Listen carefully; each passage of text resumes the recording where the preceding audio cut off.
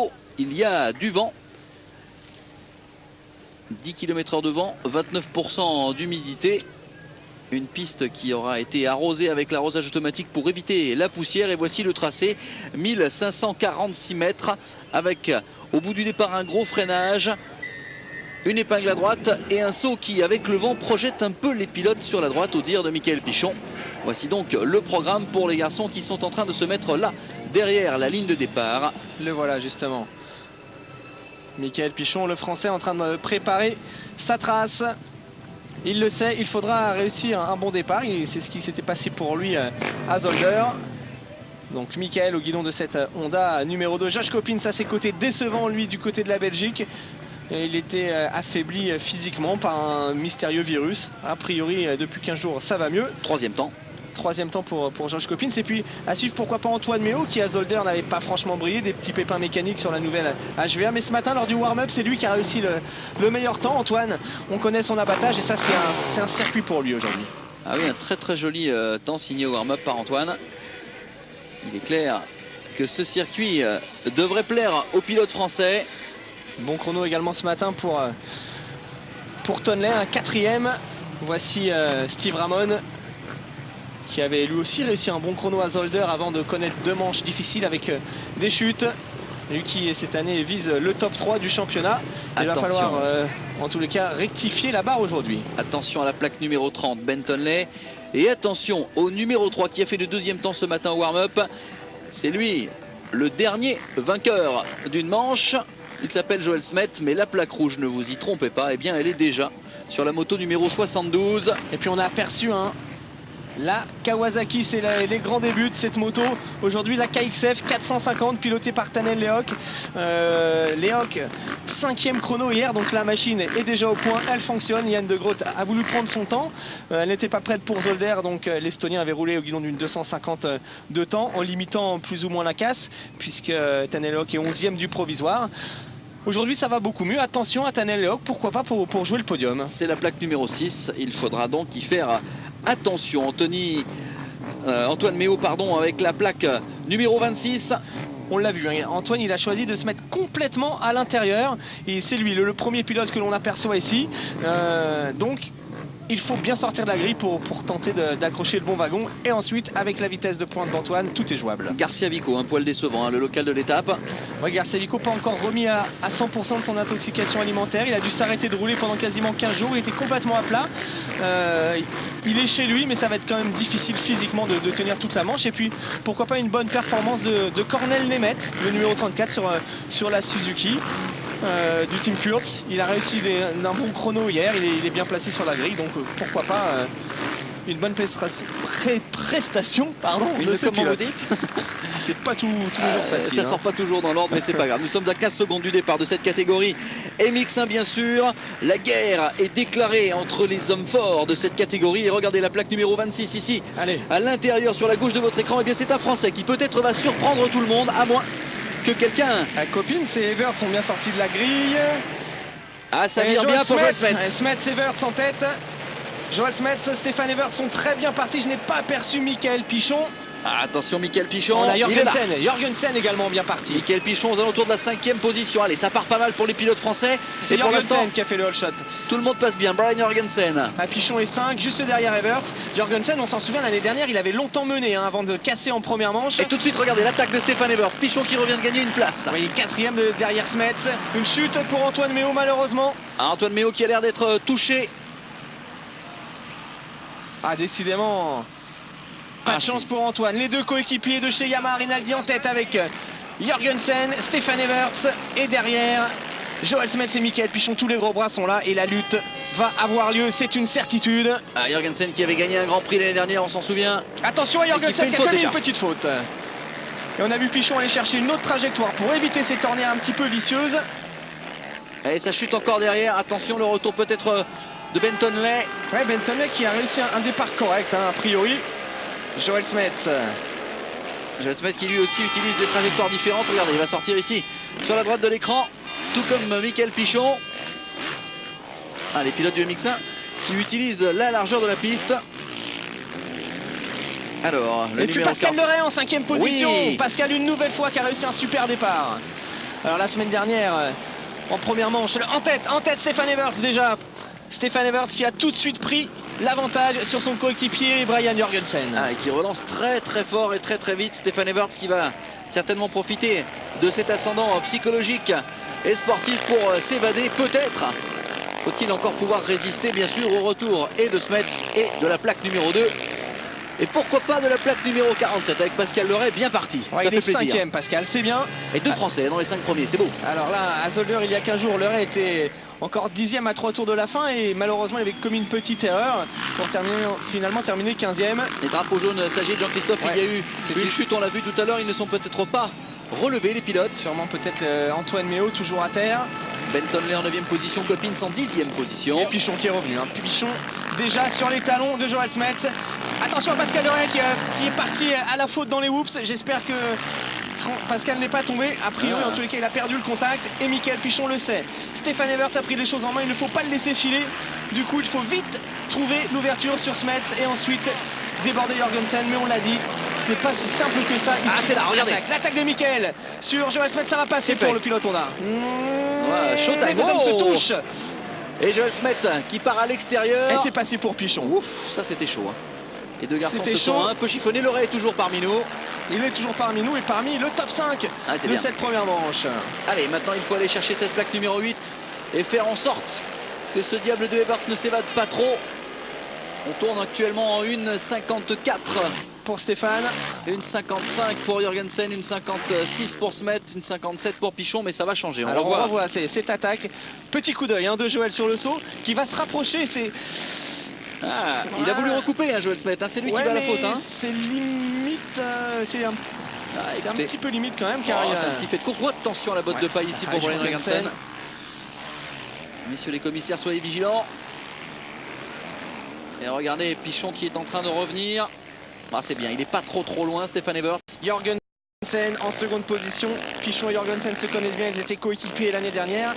Et le moins que l'on puisse dire, c'est qu'ils ne sont pas forcément amis. Donc il va falloir suivre cette bagarre entre les deux hommes. Il y aura peut-être un petit peu de contact devant Stéphane avec 2 secondes et demie d'avance maintenant qui imprime le rythme. Forcément, c'est toujours un avantage d'être en tête, de pouvoir choisir ses trajectoires, de ne pas avoir de projection. Et quand Stéphane est en tête d'une manche, c'est toujours très compliqué pour aller le rechercher. Le voilà, le leader du championnat qui a pris les choses en main dès le premier Grand Prix. Attention, la chute! Chute de Stefan Everts dans les whoops. Chute de Stefan Everts dans les whoops, ça lui arrive très rarement de chuter. Spectaculaire chute de Stefan Everts, il est parti de l'avant, de l'arrière. Alors ça c'est... il faut se relancer. Il faut surtout redémarrer, c'est bon. C'est reparti pour Stéphane. Ça repart. Quel cabriole en 8e position. Ouais, doublé par Tonley notamment devant l'attaque peut-être de Pichon. Mais ça bouge énormément, mais il a une bonne trace ici. Michael, il est leader devant Jorgensen. Smets qui se rapproche maintenant du pilote danois. Oh, c'est chaud ce début de manche, Pierre-Yves. Super chaud avec Pichon désormais leader. C'est étonnant de voir Stefan Everts faire une faute tout de suite comme ça en début de manche. Ouais, alors qu'il était bien, il était en tête en train de réussir de bons chronos. Mais cette section de whoops, elle est très vicieuse. Il y a souvent des pilotes qui partent à la faute. Ici, Jorgensen donc second, qui retrouve petit à petit la forme. Joël Smets, désormais 3e. Pascal Loret en 4e position maintenant, Pascalito. Énorme. Mais avec derrière, on l'a aperçu, Bentonley qui revenait. Regardez, Smets, il a déterré la hache de guerre. Il n'a pas envie de laisser partir Michael Pichon. Et il mangerait bien du pilote Yamaha, ça c'est clair. Allez Joël. Grosse attaque. Vainqueur d'une manche à Zolder, de retour à son meilleur niveau. Guidon de cette Suzuki très performante. Ça nous fait plaisir de retrouver le lion flamand au top de sa forme. Beaucoup d'émotions sur le visage de Joël après la 2e manche de Zolder. Il nous l'avait dit, il va poser des collets sur cette piste pour aller chasser. Et voilà 3e, Loret en 4e position. Derrière c'est le Britannique Hülkenberg, Bernardez. Le voilà qui vient de se faire, le numéro 50 qui vient de se faire doubler par un certain Bentonley. Stefan Everts est là avec Josh Copins, pas très loin derrière. Steve Ramon seulement 12e, Luigi Segui en 15e position. Tanel Lehoc qui a complètement loupé son départ, 17e devant Garcia Vico. Il va falloir surveiller la remontée de Stefan Everts. A priori la moto n'a pas de mal, le guidon n'est pas tordu et tous les organes de commande sont là pour aller chasser les meilleurs chronos. Il a eu de la chance Stéphane, car dans ce genre de chute on peut très bien casser un petit levier, le tordre. Heureusement il y a les protège-mains sur la moto. Ouais, ou tout simplement vriller la fourche. ce qui n'est pas très pratique pour piloter. A priori, tout est au bon endroit. C'est vrai que c'est très rare de voir Stéphane commettre ce genre d'erreur tout seul. Ouf, ça pédale. On l'avait vu l'an passé lors d'un Grand Prix de Belgique où il avait chuté également tout seul. Une chute assez étonnante dans une petite descente. En tous les cas, Stéphane est de nouveau à 100%. Il vient de doubler l'un des pilotes espagnols qualifiés, Bernardez. Il est 7e, Stéphane Everts. Belle performance pour Bernardez d'ailleurs pour l'instant. En ce début de manche, allez, il faut se reconcentrer, souffler au maximum, retrouver ses marques. C'est le programme de Stéphane Everts pour les 20 prochains tours. On revoit donc cette petite erreur. Jusqu'ici, tout va bien. Et puis c'est là. C'est l'avant. Petite chute de l'avant. En fait, il s'est tout simplement raté, Stéphane Everts. Là, il n'a pas positionné sa roue avant dans le bon trou. Et la fourche n'a pas eu le temps de revenir en bonne position pour absorber ce choc. Le voilà, Stéphane avec la visière un petit peu tordue. Il est sur les talons déjà de Ben Tonley pour la 6e place. Pichon qui creuse l'écart. 2 secondes maintenant d'avance pour Michael sur Jorgensen. Joel Smets sur les talons du pilote danois. Ensuite on a Pascal Leray toujours 4e, Hülkenberg, Tonley, Bernardez qui vient de se faire doubler par Everts. Ramon en 11e position, Segui en 15e position. Et monsieur Pohlmann, Mister Pichon en tête qui essaie de s'envoler maintenant sur ce circuit difficile. Michael Pichon qui a réglé ses problèmes de suspension. A priori ça va beaucoup mieux. Alors est-ce qu'il a récupéré l'ancienne ou est-ce que la nouvelle est mieux réglée? Ça, c'est une question qu'on pourra lui poser entre deux. En tout cas ça va bien, ça va vite. C'était Pohlmann hier et c'est en tête aujourd'hui. Et alors avec cette petite faute de Stéphane Everts, ça pourrait vraiment faire de bonnes affaires pour Michael Pichon en termes de points au championnat. Mais tout ça ce sera bien entendu dans quelques 16 tours maintenant. Il faut aller au bout et croiser les doigts pour le pilote français. Ouais, car on l'a vu, ce circuit une nouvelle fois est plein de pièges. Et quand Stéphane Everts part à la faute, c'est-à-dire que n'importe qui peut commettre une erreur. C'est clair. Derrière, toujours Jorgensen, qui avait connu un début de saison un petit peu moyen suite à une blessure durant l'hiver. Ça va de mieux en mieux pour Jorgensen, toujours second, qui tient bien. Regardez Jean-Christophe les temps. Pichon est en 1,51, c'est carrément un avion de chasse sur cette piste. Derrière, Jorgensen va très bien en 1,53 et Smet est un peu à la peine en 1,55. Leray est en 1,54, ça peut revenir sur Joel Smet. C'est assez incroyable quand même de voir les chronos là. Derrière il y a Stéphane qui est également rapide en 1,52, mais une seconde quand même pleine moins rapide que Michael. Pichon qui colle 4 secondes au tour à Joel Smet, c'est assez incroyable. Hallucinant. La vitesse de Pichon quand tout est en face, c'est vraiment un avion. Attention à la botte de paille là-bas qui est légèrement sur le circuit. Et je crois que le surnom de Rocket lui va tellement bien. Attention, chute de Joel Smet qui a perdu là-bas. Lourde chute de Joel Smet, ça glisse l'avant. Ça glisse beaucoup. Alors du coup le 3e de cette manche, c'est Pascal Leray maintenant. Hallucinant Pascal Leray. Pascal Leray en 3e position, on va revoir. Donc là c'est une portion très glissante, c'est sec. Et voilà. Ouf. Il a tenu jusqu'au bout, regardez, il ne lâche pas. Et alors il a beaucoup de chance parce qu'il n'a pas tenu l'embrayage, il n'a pas calé, la moto est en roue libre et continue de tourner. Alors, à moins qu'il ait fait un point mort. C'est assez incroyable ce début de course avec tous les favoris, hormis Pichon pour l'instant qui partent quasiment à la faute. Joel est reparti heureusement en tête, donc Pichon devant Jorgensen, Ben Tonley qui vient de doubler à l'instant même Pascal Leray pour la 3e place et derrière le retour de Stéphane Everts. Stéphane Everts en baston avec Mark Hülkenberg. Le voilà Pascal, on l'a aperçu. Le numéro 47, Pichon, Jorgensen, Tonley, Leray, Hülkenberg, attaqué par Everts, c'est passé pour Stéphane. Stéphane qui va maintenant aller croquer du Pascal Leray. Pascal Leray, là il a chaud aux fesses, c'est clair. Mais quel bonheur de se retrouver quand même avec ses pilotes. Ouais, en tous les cas, Pascal il confirme qu'il est vraiment dans le coup en ce début de saison. Il avait déjà fait 2 belles courses à Zolder, même si les résultats finaux n'étaient pas exceptionnels. 15e de la première manche après une chute alors qu'il aurait dû faire quasiment 9-10. Et puis à nouveau 15e de la deuxième après une chute au départ. Une fois de plus, il part devant, il réussit à faire des beaux débuts de course. En tous les cas, c'est bien, il se montre, il est là, et tant mieux. Est-ce qu'il va jouer le jeu d'équipe et résister, 1 pour sa casaque et 2 pour Michael Pichon? Là, c'est quand même Stéphane qui est derrière, ça reste d'être compliqué. Ça klaxonne, c'est clair. Mais ça peut motiver, ça peut motiver. La 5e place, 5e position pour Stéphane Everts à l'attaque derrière Pascal Leray. Et puis un homme qu'on n'a quasiment pas vu, mais qui est 3e, c'est Ben Tonley, qui, lui, pour l'instant, n'est pas parti à la faute et il confirme son rang d'outsider number one. Ah, il est en embuscade, en tout cas, l'homme à la plaque numéro 30. Lui aussi, hein, a affiché d'emblée les couleurs. Il veut être champion du monde en catégorie MX1. Et le retour de Josh Coppins également derrière Everts. Pichon avec 10 secondes maintenant d'avance, presque sur Jorgensen.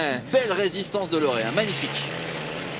Tonley 3e, Pascal Leray 4e devant Stéphane Everts et Josh Coppins. Les gros bras à l'attaque de Pascal, peut-être ici à l'intérieur pour Stéphane Everts. Ça devrait passer à la réaccélération, c'est bon. C'est bon pour l'homme aux 8 titres mondiaux, Stéphane Everts.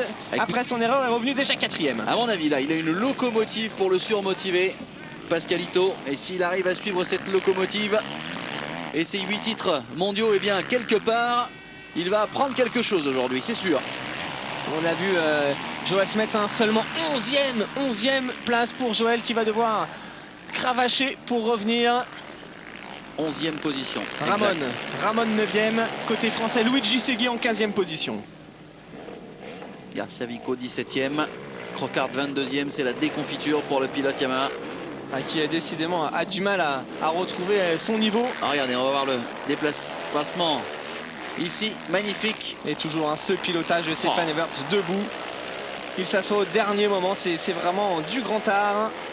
On a la vitesse, on sent la motivation de Everts dans ses phases de dépassement. Il doit être vert de rage, Stéphane Everts, d'avoir chuté alors que Mickaël Pichon vient de signer un 1,50 dans le 6e tour. Hallucinant. Une 50-800 pour Mickaël Pichon, ça veut dire 3 secondes plus rapide que Jorgensen, quasiment 2 secondes et demie plus rapide que Tonley, 4 secondes plus rapide que Leray, 2 secondes, presque 3 secondes plus rapide que Stéphane Everts. Alors avec une piste ultra défoncée, il faut le dire, et hier, eh bien, la pole position, il l'avait acquise en 1,45. Donc ça veut dire que visiblement, il a encore su tirer le meilleur parti de ce tracé espagnol jusque-là. Allez, il ne faut pas se fatiguer, Mickaël, hein, il faut gérer là. Rocket Pichon. 9 secondes d'avance sur Brian Jorgensen. Pour l'instant, il est vraiment intouchable, Mickaël, dans cette manche. Impérial. Et puis on l'a vu, hauteur d'un départ correct, aux alentours de la 5e place, il ne s'est pas affolé. Ça y est, 10 secondes d'avance. 10 secondes, Jorgensen. Sur Jorgensen, Tonley toujours 3e, qui a 6 secondes sur Stéphane Everts. Ça peut faire, hein.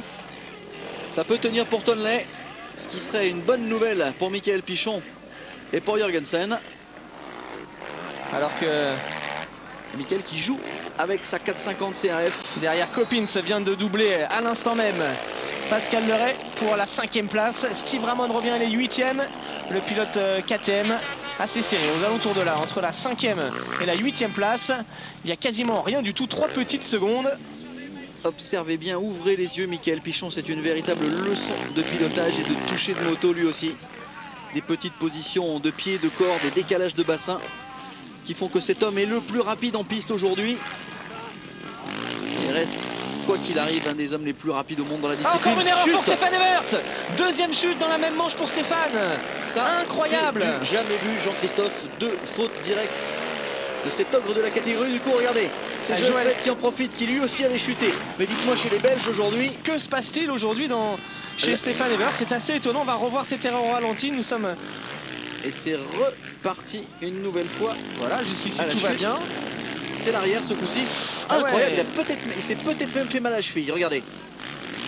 Une chute assez étonnante, hein, vraiment. C'est l'arrière effectivement qui est parti, qui a raccroché. Extrêmement rare de voir Everts à la peine comme cela. Il se retrouve 13e, Stéphane Everts seulement. 7e temps hier pour Joël Smets au chrono. Et pour Stéphane Everts, seulement le 4e temps. Eh bien, c'est peut-être pas une piste pour le Belge. C'est pas de chance quand même, il avait fait du gros boulot pour revenir. Il avait profité de l'erreur de Smets. Pour revenir 4e, il limitait bien les dégâts, Stéphane. Là, il est en train de faire de gros, c'est étonnant. Ouais, c'est vraiment étonnant. Le pilotage, c'est assez rare. Et du coup, eh bien, il est loin maintenant, l'ami Everts. Alors Pichon, 11 secondes d'avance sur Jorgensen. Tonley, 3e, qui essaie de combler son retard sur le pilote danois. Le voilà, Ben Tonley, on l'a aperçu, hein, il est 4 secondes de retard, mais 12e. Ça revient. 12e position pour Stefan Everts. Donc du coup, du changement, Coppins passe à la 4e place et Leray récupère la 5e. Pascal Leray toujours 5e de cette première manche, avec derrière lui un peloton emmené par Hülkenberg, Ramon et Bernardez. Paul Cooper qui revient lui aussi. Mais il y a peut-être un top 5 en MX1 à jouer pour Pascalito aujourd'hui, ce serait énorme. Il est dans 1,53. Devant sa tourne en 1,52. Et l'intouchable Michael Pichon en 1,50. Regardez ces images, c'est vraiment incroyable. Bagarre entre Joel Smets et Stefan Everts.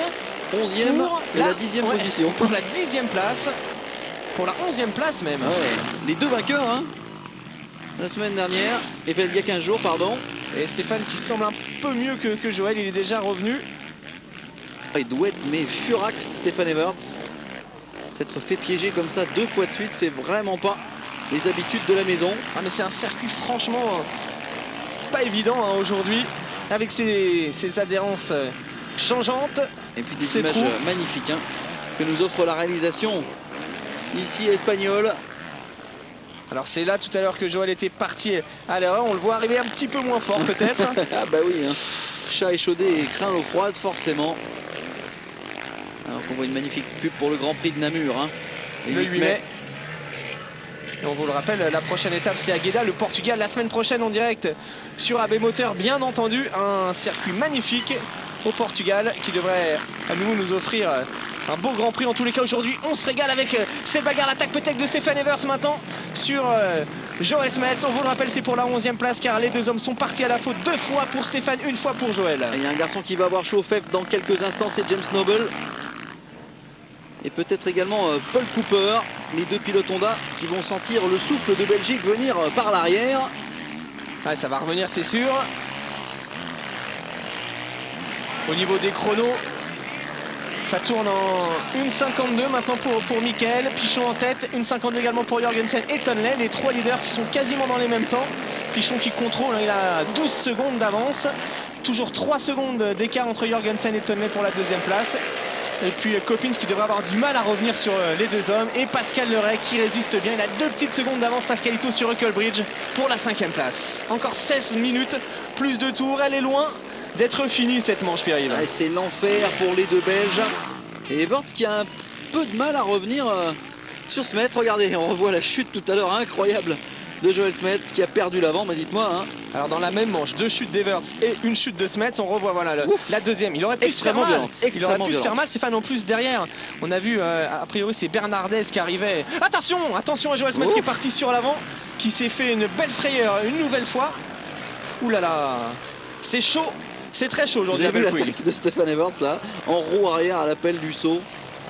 Ouais, c'était beau hein, techniquement pour absorber les petits trous. Ah là, mais là Joël il s'est fait encore une chaleur. La Suzuki est partie sur l'avant, Pichon en tête, Jorgensen, Tonley, ça ne bouge pas. Derrière Coppins à 27 secondes. Ramon qui vient de doubler Pascal Leray et le français donc qui se retrouve 6e. L'attaque à l'intérieur, c'est ici même que tout à l'heure Stéphane avait doublé Pascal Leray. Cette fois-ci l'attaque Joel Smets, c'est pas passé. Pour reprendre l'expression favorite d'une de mes amies, Valérie de Roinquet, c'est Showtime Gillette en Belgique aujourd'hui. Regardez cette bagarre hallucinante. Attention les whoops. Ah ça pédale hein. Alors devant pour Hülkenberg, Bernardez, Cooper, Noble. Le rouge est mis. Se compliquer quand même. Rouge est mis. Ça va se compliquer mais c'est pas encore gagné car on l'a vu. Intensité incroyable. Kevin Strybos 21e seulement. 21e, pas dans les points, 23e. Des débuts donc compliqués en course après les espoirs aperçus hier lors des chronos. Ben Tonley, le voilà enfin, le champion du monde MX2. On l'avait pas encore aperçu depuis le début de cette manche, il est 3e. Il est 3e, c'est plutôt rapide et propre. Et un Ben Tonley qui tourne en 1,52 300. Eh bien c'est tout simplement lors de son dernier tour l'homme le plus vite en piste, en tout cas dans ce tour là. Alors, le voilà, Ben Tonley 3e avec en point de mire Brian Jorgensen. Très belle course de Jorgensen qui l'année dernière avait déjà bien roulé ici. Et des motos a priori assez malmenées en termes de suspension sur cette piste de Belpuig. Et puis les 3 constructeurs différents aux 3 premières places avec la Honda pour Pichon, la Yamaha de Jorgensen et la KTM 450 pour ce numéro 30 Ben Tonley. Ah, ça reste quoi qu'il arrive extrêmement ouvert hein, Jean-Christophe, ce championnat du monde MX1. Et ça fait plaisir à voir. Et ce qui fait surtout plaisir à voir, c'est la vitesse de passage qu'affiche notre pichon national, qui est pour le moment loin devant. Oh, les ornières sont de plus en plus profondes. Belle course de Steve Ramon, hein, Pierre-Yves. Il était loin, revenu 5e. Pichon, Jorgensen, Tonley, Coppins, Ramon, Leray toujours 6e, Hülkenberg, Bernardez, Cooper, Noble, Smets et Evers qui tentent de revenir. Steve Ramon qui est certainement l'auteur de la plus belle remontée du jour. Oh, attention à Jorgensen. Ah oui, à tous les mètres, il y a un piège sur cette piste de Belpuig. C'est peut-être pour cela que Mikael affectionne particulièrement ce tracé extrêmement technique. Le voilà justement, Mikael Pichon, leader incontesté, incontestable pour l'instant de cette première manche. Quasiment 13 secondes d'avance. Et la Honda qui se comporte magnifiquement. Le team chez Martin, on croise les doigts. Le team Honda.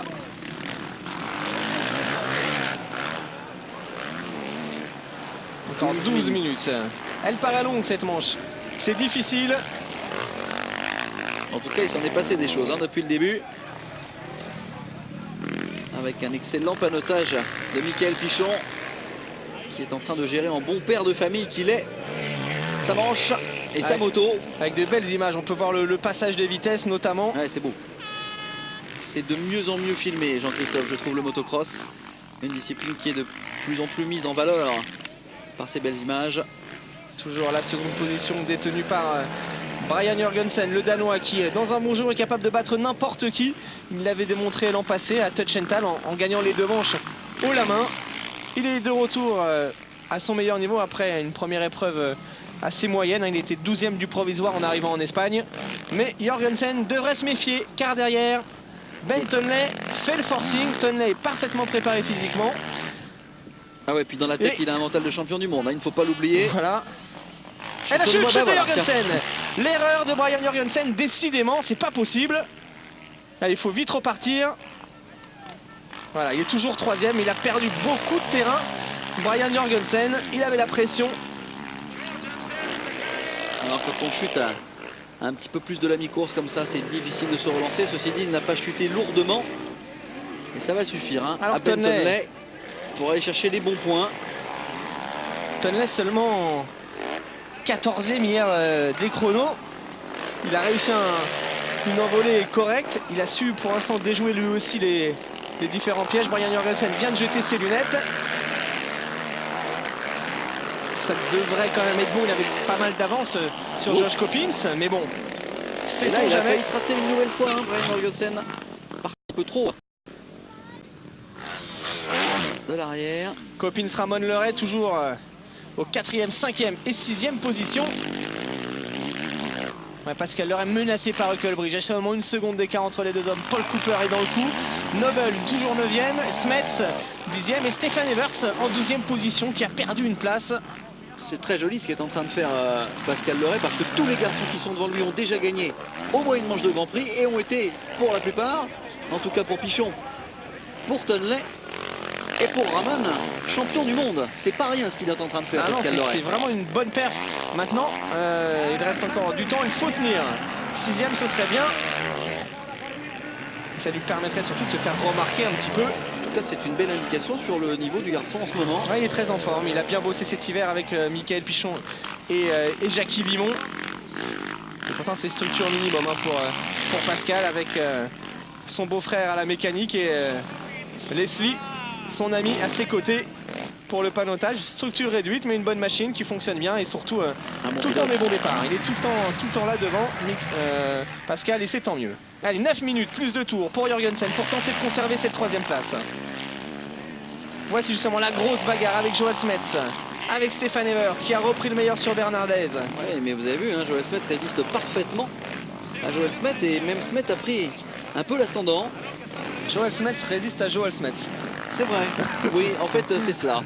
Il résiste à l'appel de la terre. Non, il résiste bien sûr à Stefan Evers. Ouais, puis ce qui est assez étonnant, Pierre-Yves, c'est que c'est surtout que les 2 hommes n'arrivent pas à prendre le meilleur sur les pilotes qui sont devant, qui sont de bons pilotes, Cooper et Hülkenberg, mais c'est pas du niveau quand même de Joel et Stéphane. Ouais, peut-être que ces 2-là jouent la sécurité dans cette manche. Vous savez, quand on a 2 alertes comme ça de suite, avec encore qui a fait demi-tour en bas là? Arrêté. Aaron Bernardez, un Espagnol. Non, je crois que c'était le numéro 12, hein, Christian Burnham, le pilote anglais.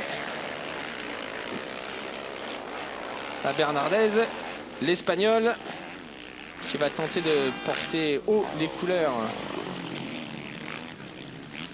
espagnoles aujourd'hui, car Garcia Vico n'est pas au mieux de sa forme. J'ai l'impression que Stefan Everts n'y est pas du tout. Avec des choix de ligne un peu bizarres.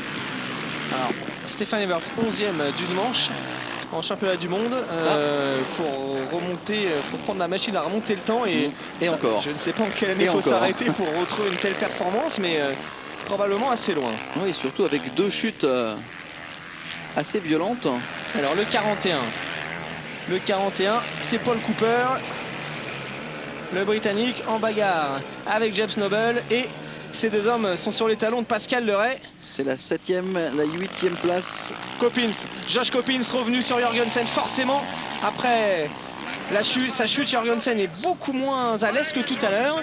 Ah oui, puis on sait que Josh Coppins, il est capable de fin de manche redoutable. Ça va le motiver. Hein. Josh Coppins en fin de manche, ça peut être... C'est sûr, il va doubler Jorgensen, Coppins. Alors que Madame Jorgensen est en prière. Ouais, et puis elle doit bien sentir que du côté de son mari, il y a un souci. Oui. On l'a encore vu commettre une petite faute. Coppins qui fond sur le pilote danois. Ouais, Coppins qui a encore, lui, ses lunettes. Ouais, ça pourrait l'aider. Très important. Car en l'océan motocross, les projections, eh bien, c'est toujours difficile à supporter. Joshua Coppins, qui était monté sur le podium ici l'an passé. 7e du provisoire en arrivant en Espagne après un Grand Prix de Zolder fort décevant. Mais le Néo-Zélandais va beaucoup mieux et il aimerait bien rejoindre en tous les cas son ami, même son colocataire, puisque les deux hommes habitent ensemble sur le podium. Il s'agit de Ben Tonley, les deux Néo-Zélandais qui vivent ensemble, qui s'entraînent ensemble, qui... C'est classe, ça faisait qui comme colocataire? Ben Tonley. Hein? Et vous? Ça le fait. Ouais, ça le fait. Tout ça en Belgique. En tout cas, les deux hommes s'apprécient énormément. Et Jorgensen qui a bien senti que ça allait devenir de plus en plus compliqué pour lui. Et une autre indication intéressante, hein, Pierre-Yves, c'est Michael Pichon en tête qui continue d'être le plus rapide à chaque tour et qui creuse l'écart tour après tour. Quasiment 20 secondes maintenant d'avance sur Ben Tonley. 20 secondes en championnat du monde, c'est quand même beaucoup. Et c'est pas rien. Belle prestation, vraiment. Grosse perf de Pichon pour l'instant. Et belle perf de Coppins qui revient. Il n'a rien lâché pour l'instant parmi les Top Guns. Avec Pichon, c'est presque le seul à ne pas être parti à la faute. Rendez-vous compte que Stefan Everts est 10e. Il est à 56 secondes de Michael Pichon. Et le REC a perdu 3 places d'un coup, hein, par contre. C'est un petit peu plus d'un demi-tour. Et ça aussi, ça fait maintes années qu'on n'a pas vu ça. 3 places d'un coup pour Pascal, doublé par Smets, notamment par Huckelbridge, par Paul Cooper. Segui en 18e position. Et toujours cette montée aussi difficile. Vraiment une ornière qui est creusée avec un trou juste à la fin. On a vu que ça tapait et le Grand Prix est loin d'être fini. Il y aura encore 2 manches tout à l'heure. Allez, il reste environ 4 tours dans cette manche. Vous êtes bien sûr en direct sur RB Motor. C'est le Grand Prix de Belpuig, le Grand Prix d'Espagne. Et la manche est belle et elle a été mouvementée. Abandon pour Jonathan Barragan, malheureusement. L'Espagnol qui ne va pas confirmer son exploit de Zolder avec une 4e place. Il attendait probablement beaucoup mieux ici, chez lui. Il était arrivé plein d'espoir ici. Et finalement, Jorgensen qui tente quand même de résister au retour de Coppins. Ah, il peut toujours tenter, hein, Brian. Hein. Cette bagarre pour la 3e position risque d'être homérique. C'est quand même un podium de manche, hein, qui est en train de se jouer. Oui, c'est pas rien. Et puis, tous les points sont bons à prendre, même si la saison va être longue, hein, puisque 17 Grands Prix sont au programme. Nous venons d'en courir un. Et nous sommes presque à la fin de la moitié du 2e. On sera ensuite en Belgique. Ensuite Grand Prix d'Europe, Japon, Grande-Bretagne, Italie, France, Suède, Afrique du Sud, Wallonie, Tchéquie, Allemagne, Angleterre, Néderlande, Irlande. Et bien entendu, le 25 septembre, eh bien, le motocross des nations en France. Du côté d'Ernée, on parlait tout à l'heure du circuit de Saint-Jean-d'Angély qui avait fait peau neuve. Du côté d'Ernée, on a énormément bossé aussi avec un circuit entièrement revu. Et alors maintenant, ce qui va être compliqué, c'est pour Olivier Robert, c'est de sélectionner le meilleur team possible. Ah, c'est toujours le casse-tête hein, pour l'ami Olivier. Et si tout le monde est en forme à ce moment-là, ce que l'on espère, ça va être compliqué. C'est vrai que la Dream Team, hein, on la connaît, ce serait quand même Pichon, Tortelli, Villemain. Avec Pichon, Tortelli, Villemain à Ernée, la France aurait de belles chances de réussir une grosse perf, mais pourquoi pas également un Yves de Maria qui est toujours très rapide là-bas. Oui. En 125, Sébastien Pourcel va revenir forcément à son meilleur niveau, donc Olivier Robert il va devoir se creuser la tête. Et puis si on fait un trio par exemple, Villemain, Tortelli, Pichon, l'un des trois devra accepter de rouler sur une 254 temps en 125. Eh oui. Enfin, je vois bien Mickaël faire ça. Ouais, a priori c'est vrai que ce serait lui qui semblerait le plus à même à aller très vite au guidon d'une 254 ans, mais après il faudra le convaincre, ça c'est pas forcément gagné. Qu'il accepte le challenge. Encore que c'est un homme de challenge, on le sait. Mais ça c'est une autre histoire. Alors l'histoire est en route dans cette première manche. Et Coppins qui n'arrive pas à remonter, à moins qu'il réserve sa massive attaque pour les deux derniers tours. Et nous n'en sommes pas très loin, Jean-Christophe, puisque Mickaël Pichon vient de rentrer dans son 17e tour. Et puis l'histoire se complique également pour Pascal Leray qui vient de partir à la faute. Malheureusement, il a chuté. Pascal, après un très beau début de manche, il est maintenant 17e. C'est dommage, juste devant Luigi Segui, 18. Alors le classement, Pichon est en tête devant Tonley, Jorgensen, Coppins qui tente de faire son comeback sur le Danois Ramon, 5 devant Hockelbridge, Noble, Smets 8e, Evert 9. Smets, Evert revenu dans le top 10. Attention à Mickaël Pichon. Oh là là. Madame Pichon qui souffle tout comme nous en cabine, il y a de quoi. Allez, on en profite un petit peu, on l'a pas trop vu Mickaël, il est toujours en tête de cette manche. Mais il doit rester vigilant, comme son petit travers à l'instant même vient de lui rappeler. Ah, ce saut en descente doit être excellent à prendre. Une 53, une 54 pour Tonley en seconde position. Ouais, ça reste stable hein. Et regardez quand même le métronome Mickaël Pichon les 3 derniers tours. C'est assez incroyable. A priori, Pichon aura réussi les meilleurs chronos dans tous les tours. Allez, la bagarre pour le podium. Jorgensen, Coppins, Jorgensen. Toujours l'avantage pour l'instant au pilote Yamaha Rinaldi. Encore, allez, 2 tours et demi. 2 tours et demi pour Jorgensen pour résister. Ah, peut-être même 3 tours, hein. Ça va jouer à pas grand-chose. Ouais. Ça va jouer à pas grand-chose. Ouais, 3 tours, on est en train de panoter les pilotes. Ouais, ce sera 3 tours. Eh oui. Ben Tonley, deuxième. Ça peut compter sur le physique pour la seconde manche. En tout cas, nous physiquement, on était prêts aujourd'hui. Hein. On est prêts. Ah oui. Presque autant que Ben Tonley. Hein. Vous êtes venu en scooter, moi en quad. Nickel. Et voilà. Eh oui. Ah, mais il y a sur le périph', il y a pas mal de boss aussi. C'est vrai, c'est vrai. C'est pas toujours facile. Pas évident. 20 secondes 735 d'avance pour Pichon. Ça devrait suffire. Ben Tonley. Je sais pas s'il nous fera le coup d'un Karl Quiz qui, il y a quelques années, s'était arrêté boire une bière à la buvette en bas à Namur. C'est pas le genre, hein, ceci dit de Mickaël Pichon. Il y a des traditions qui se perdent quand même. Hein. En tout cas, Ben Tonley, mine de rien, qui est en train de réussir lui aussi une bonne opération. C'est derrière, hein, c'est chaud, très très chaud. On pense à Jorgensen quasiment fini pour cette 3e place avec le retour de Coppins. C'est bien non. Brian, il en avait encore un petit peu. Il a dû trouver son second souffle. Moi, je pense quand même que dans ces 2 derniers tours, Coppins va tenter quelque chose. Ouais, forcément.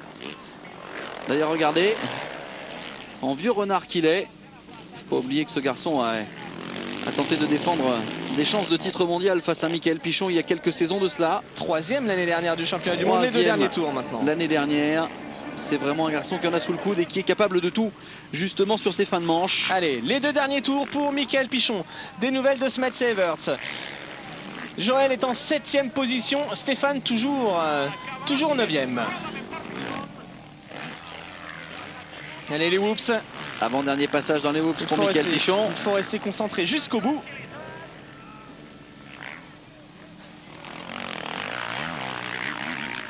Côté français. Ouais, Pascal Leray 18e, Luigi Segui 19e. Tanel Leog vient de rentrer dans les points 20e, mais il est très loin. Garcia Vico 14e. Et Kevin Straibos encore en difficulté aujourd'hui. Seulement 15e pour le moment de cette manche. Alors, Coppins, 1,54. Jorgensen qui a remis un petit peu de watts hein, en 1,53. Un poil plus vite dans l'avant-dernier tour que Josh Coppins. Ça peut tenir, hein, Jean-Christophe. Ça peut toujours des trajectoires différentes pour les deux hommes. On l'a vu dans l'enchaînement de virages. On essaie d'éviter les trous, hein, de se préserver. Alors que Mickaël Pichon a 22 secondes d'avance sur Bentonley. Ouais, une 54 789 dans le dernier tour pour Mickaël, une 56 207 pour Tonley. Le plus rapide c'est Coppins, une 52 581. Mais ça voilà. ne va pas forcément suffire pour déborder Brian Jorgensen. Et pourtant il fait des efforts, hein. Josh Coppins. Ça part en travers. C'est là que tout à l'heure, c'est là que Stéphane Everts avait chuté pour la deuxième fois. Allez, grosse attaque à l'intérieur peut-être ici. Il faut la trouver, cette grosse vitesse de pointe. Des points qui peuvent être importants hein, au jour du bilan. Même si la voie est encore longue. Coppins le sait. Regardez, il est vite. Hein. Ouais, ça va être vraiment serré jusqu'au bout entre les deux hommes. Jorgensen qui se rapproche du drapeau à damier, mais il aura encore un tour avant de pouvoir l'apprécier à sa juste valeur. Il l'appréciera justement s'il réussit à conserver cette troisième position. Allez, le dernier tour pour Jorgensen avec dans ses roues Josh Coppins à l'intérieur. Il est là, le J'allais dire dans la sagesse ou dans l'attaque. Ce sera dans l'attaque pour Josh Coppins. Mickaël Pichon, le leader. Tranquillou. Il termine cette manche. Avec son tour le plus rapide dans le 6e tour en 1,50-800. Il restera pour l'instant l'homme le plus rapide en piste en course. Bon, après on a Tonley qui a... Non, le deuxième homme le plus rapide c'est Jorgensen avec un 1,52,00. Mais c'est quand même 2 secondes, enfin 1 seconde 2. Plutôt moins rapide que Mickaël. Allez, attaque de Coppins peut-être dans le dernier tour. Ça serait mal payé hein, pour Jorgensen de se faire déposséder de cette belle seconde place qu'il a tenue de la tête et des épaules tout au long. La troisième place, pardon, tout au long de cette manche. Ah, les gros trous, il est toujours là. Dans cette ornière. La poussière. Et c'est vrai que s'il n'avait pas... Ça va être dur car Coppins est un furieux. Il n'hésite pas à aller au contact. Maintenant, il faut trouver l'ouverture. Allez, Mickaël, on en profite encore quelques secondes. On se rapproche avec le son en descente. La grande table. C'est bon. Et la victoire donc dans... Allez, quelques mètres. 15 secondes maintenant pour Mickaël Pichon qui va prendre la tête du championnat du monde. Car derrière, Smets c'est toujours 7e et Stéphane Everts 8e.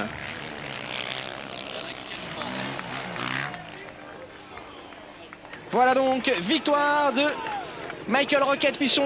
Première victoire de manche de l'année. La deuxième place pour un excellent Bentonley qui, lui, non plus n'a pas chuté comme Mickaël. Opportuniste, rapide et fiable. Et bien voilà, Bentonley qui fait du bon travail. Derrière c'est toujours Jorgensen qui va la conserver cette troisième place. Les deux là, ils se déchirent dans le dernier virage. C'est chaud, c'est chaud. Attends, c'est Coppins peut-être. Oh, c'est chaud, c'est chaud. Je sais pas si c'est pas Coppins. Ah, c'est chaud. Alors la photo finish qui termine 3e. Regardez les écarts. Regardez les écarts entre ces deux-là. Ouais, c'est Jorgensen, mais alors c'est digne de l'arrivée d'un Grand Prix de vitesse quasiment. Un cheveu, on aurait dit une arrivée de Grand Prix 125. Steve Ramon, 5e, belle course de Steve. Hein. On l'a pas vu à l'image, mais il était très loin, il est revenu. Noble 6e, 7e place pour Joel Smets, la 8e pour Everts, la 9e pour Huckelbridge, Bernardès 10e. De Dijker 11e, Cooper 12, 13e place pour Garcia Vico, Straibos 14. Et côté français, 18e place pour Le Ray, 19e pour Luigi Segui. Everts qui a remonté une place dans le dernier tour. Mais quand même, hein, Smets et Everts qui avaient gagné 2 manches il y a 15 jours sont retrouvés 7e et 8e. C'est vous dire le niveau qu'il va falloir afficher cette saison pour aller chercher un bon résultat. Et la régularité de Mickaël Pichon paye, et le brio aussi.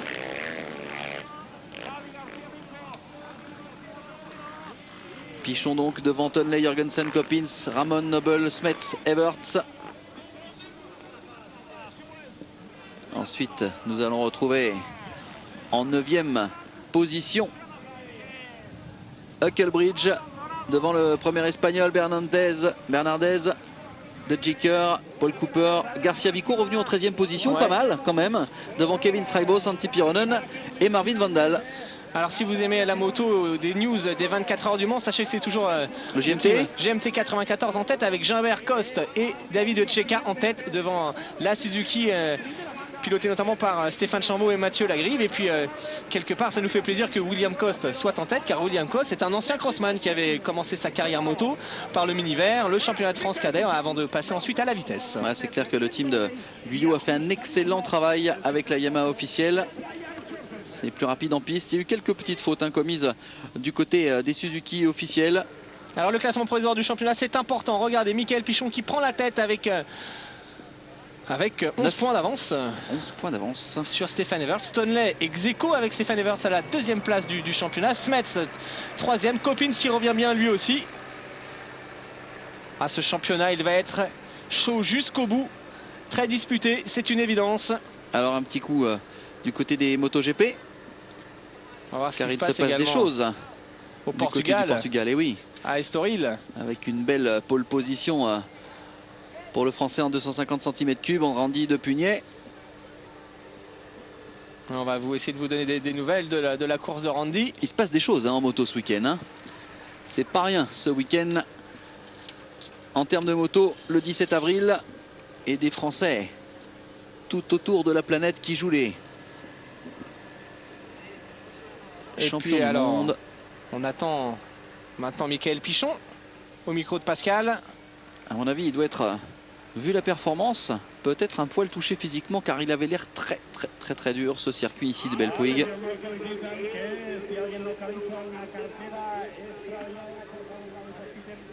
Alors du côté des Grands Prix 250, c'est Casey Steinauer qui a remporté le Grand Prix du Portugal sur l'Aprilia devant Dovizioso et Randy de Pugnet sur le podium.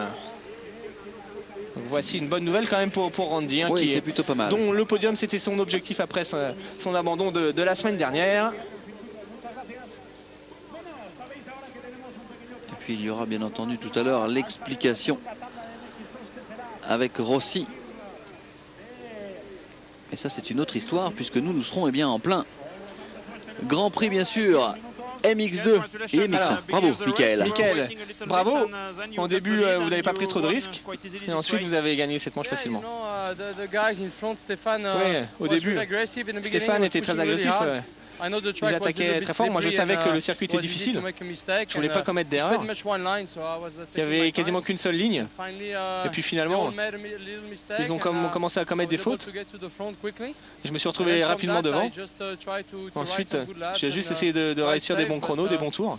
Je n'ai même pas tant attaqué que ça. J'avais un petit peu mal au bras, donc je suis vraiment étonné d'avoir gagné avec autant d'avance compte tenu des conditions. Donc c'est bien pour le mental, également pour le team, car on travaille très fort. Et il faut continuer dans cette direction et réussir la même chose tous les week-ends. Oui, donc je suis très bien parti. C'est vrai qu'au début j'étais 3-4 et Stéphane, j'ai vu qu'il voulait vraiment partir devant. Il est parti très vite. Le circuit était assez piégeux et très glissant, et donc je n'ai pas voulu prendre de risque. Je me suis contenté de les suivre. Ensuite j'ai passé Joël et Jorgensen rapidement, et puis Stéphane a fait une erreur, j'ai pris la tête. Après je me suis contenté de forcer pendant une dizaine de minutes, mais encore une fois j'ai un petit peu mal au bras, je manquais un petit peu de roulage encore. Et donc tout en faisant des chronos corrects et sans trop forcer, j'ai réussi à gagner assez facilement. Donc je suis assez surpris mais vraiment heureux, parce que je sais qu'il me reste encore une petite marge, donc je sais que ça pourra aller que de mieux en mieux, même si c'est vrai, ça ne sera pas toujours facile, mais je suis content pour le team, pour tous les gars, et je tiens tous à les remercier, c'est super. Enfin, une 50 au 6e tour, ça en dit long sur le côté détendu du garçon, du côté de la poignée de gaz. Magnifique ralenti ici de Mickaël Pichon, qui aura maîtrisé parfaitement cette partie de Hoops là où Everts avait fauté tout à l'heure. Allez, on va retrouver le deuxième de cette manche avec vos traductions, Jean-Christophe, et il est question de Pascal Audiquer. Il s'agit bien entendu de Ben Tonley. Ben, bravo, vous avez pas réussi un excellent départ et puis finalement vous êtes bien revenu. Oui, effectivement, je suis pas très bien parti. Dans les premiers virages, j'étais assez loin. Et puis rapidement, je me suis rapproché des bonnes positions. Quand j'ai vu que Stéphane est tombé, j'ai essayé d'augmenter un peu mon rythme. Puis sur la fin, eh ben, ça s'est bien passé. J'ai pris la deuxième place. C'est bien, j'ai l'impression de progresser. J'étais un petit peu malade pourtant pendant la semaine et ben, ça s'est bien passé pour moi dans cette manche. Bah, ils sont tous un peu chafouins en ce moment, hein, ces pilotes de motocross. Très belle manche en tous les cas. Du numéro 30, champion du monde MX2 en titre, qui ne loupe pas ses débuts dans la catégorie Rennes. Déjà très rapide à Zolder. Il confirme aujourd'hui avec cette deuxième place en première manche. Ben Tonley. Ouais, c'est très concrètement une des valeurs sûres. Brian, encore bravo, ces derniers mois c'était pas évident pour vous après une grosse blessure. Mais là vous avez prouvé aujourd'hui que vous étiez de nouveau en bonne condition. Oui, c'est vrai que c'était pas évident pour moi ces dernières semaines.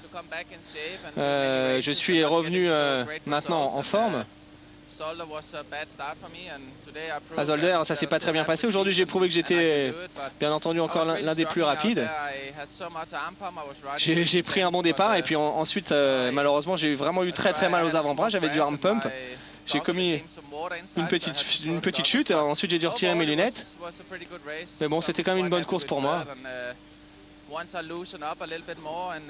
Maintenant, j'espère que je vais continuer comme ça à m'améliorer jusqu'à la fin du championnat. Ouais, en tout cas, l'analyse de tous ces pilotes, c'est que ce circuit est extrêmement physique et que lors de la deuxième manche, eh bien, il faudra avoir des avant-bras en acier nitruré pour rouler à ce rythme-là jusqu'au bout. Ouais, c'est physique et puis on vient de le voir justement sur ce ralenti. Ça glisse, c'est pas évident de trouver l'adhérence. Des conditions de course compliquées, même Mickaël Pichon l'expliquait, lui aussi a eu mal au bras. Une réaction de Mickaël assez étonnante d'ailleurs, qui avait presque l'air surpris d'avoir gagné aussi facilement, alors que lui ne se sentait pas forcément à 100%. Donc voilà, il fallait rester sur ses roues, il a réussi à le faire. Même chose pour Ben Tonley. Mais tout à l'heure, un autre combat s'annonce car la piste va encore évoluer. Entre temps, il y aura eu la deuxième manche MX2, il y aura encore plus de trous, peut-être encore plus de parties glissantes. Et la deuxième manche s'annonce très intéressante. Et Pascal Loret, qui avait été un des grands animateurs de ce début de manche, qui termine en 18e position et qui a dû peut-être commettre une petite faute et s'effondrer peut-être aussi tout simplement physiquement, parce que quel rythme. Ouais, il était vraiment dans le coup pendant quasiment les 2/3 de la manche. Ensuite, il est passé de la 6e à la 9e place et d'un coup 17e, donc il a dû commettre une faute, mais c'est pas grave, en tous les cas il apprend, il prend des bons départs, il se mêle à la bagarre devant, ça va forcément finir par payer au bout d'un moment. On a vu l'abandon de Claudio Federici au 10e tour aussi. Ouais, Antoine Méo également, alors on revoit ce qui s'est passé avec ce départ. Et puis les événements, hein, parce qu'il y en a eu des événements dans cette manche. Tout de suite, l'envolée bien entendu de la Yamaha de Brian Jørgensen avec derrière Joel Smet, Stéphane Everts, Mickaël Pichon. Leray et Coppins. Là c'est le premier contact entre Mickaël Pichon et Joel Smet. Smet obligé d'aller chercher l'extérieur. La première chute incroyable dans les hoops de Stéphane Everts qui passe par l'avant du coup. Jørgensen et Pichon en profitent. Ensuite c'est l'erreur de Joel Smet qui perd l'avant. Joel qui va repartir assez loin. Stéphane Everts lui va se remettre à attaquer pour doubler ici Pascal Leray.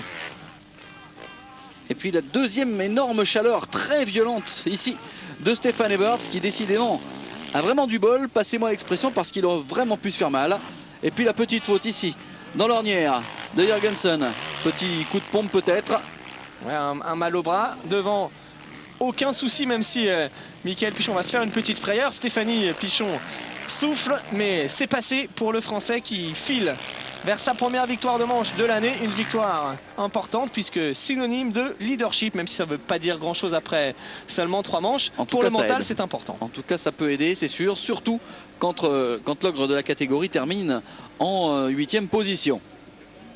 Ben voilà, Jean-Christophe, c'était plutôt intéressant cette première manche, aussi bien en MX2 qu'en MX1. Les hommes de la catégorie ont vraiment été au rendez-vous. Et voici donc le classement des pilotes. Pichon qui mène donc devant Stefan Everts, Ben Tonley, Joel Smet, Joshua Coppins, De Cheeker, James Noble et Kevin Strybos. Pour les 8 premiers. C'est serré quand même, c'est très serré pour les 4 premiers même. Avec une plaque rouge hein, sur la Honda qui va faire plaisir à voir. En tout cas on espère et on croise les doigts pour que ce soit comme ça en fin de journée. 9e Jorgensen, Cooper, 10e Ramon, 11e position. Et on ne l'avait quand même pas signalé à Zolder, mais en s'imposant là-bas, Stefan Everts a quand même remporté le 80e Grand Prix de sa carrière. Ah oui, le compteur tourne. C'est clair que ce garçon-là, il n'y a plus vraiment de qualificatif pour dire ce qu'on pense de lui et ce qu'il représente aux yeux du monde du motocross en général.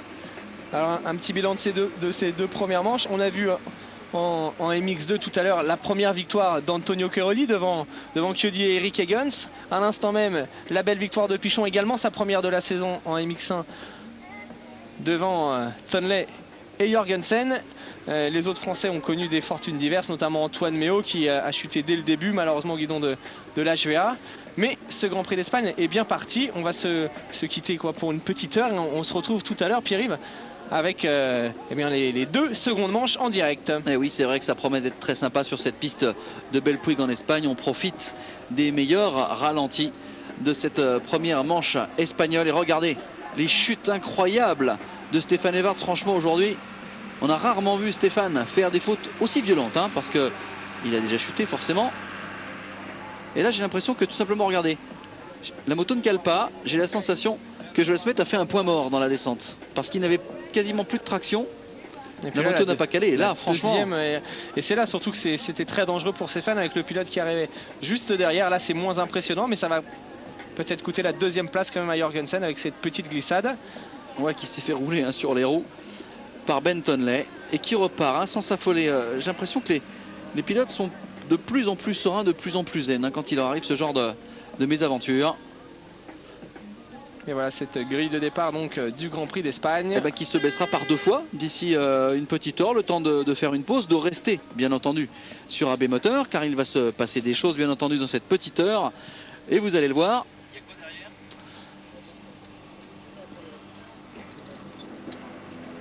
Jean-Christophe, on se retrouve tout à l'heure. On sera au rendez-vous bien sûr. On espère qu'il fera beau.